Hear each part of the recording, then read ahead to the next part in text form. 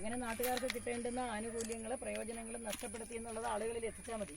ഈ നമ്മൾ ചെയ്യേണ്ടുന്ന ഒരേ ഒരു കാര്യം അവരുടെ അനാസ്ഥ, അവരെങ്ങനെ ചെയ്യുന്ന ജനദ്രോഹ പ്രവർത്തികൾ ആളുകളെ ബോധ്യപ്പെടുത്തുക.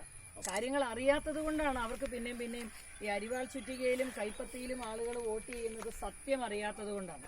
സത്യം ആളുകളെ ബോധ്യപ്പെടുത്തുക. സത്യം അറിഞ്ഞാൽ പിന്നെ ആരും ഈ രണ്ട് ചിഹ്നങ്ങളിലും ഒരു ജീവിതകാലത്ത് വോട്ട് ചെയ്യില്ല.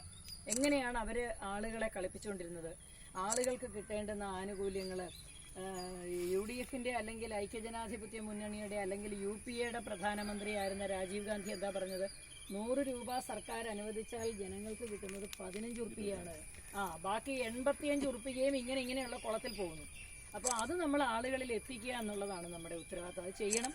BJP അത് ചെയ്യണം. അതിന്റെ പമ്പ് 15 വർഷം മുമ്പ് 20 വർഷം മുമ്പുള്ള പമ്പാണ്. പമ്പ് ചെയ്യേണ്ടത് നിങ്ങളുടെ പഞ്ചായത്തിന്റെ വികസന അജണ്ടയിൽ ഇത് നവീകരണവും ഇത് കുടിവെള്ള സ്രോതസ്സാക്കി മാറ്റുന്നുള്ളത് അജണ്ട മുന്നോട്ട് കൃത്യമായിട്ട് വെക്കണം. കുറ്റപത്രത്തിൽ ഇതെങ്ങനെ നശിപ്പിച്ചു, ഇതെങ്ങനെ ഒരു വലിയ ജലസ്രോതസ് ഉപയോഗശൂന്യമാക്കി, ഇതേപോലെ മലിനമാക്കി എന്നുള്ളത് വെക്കണം.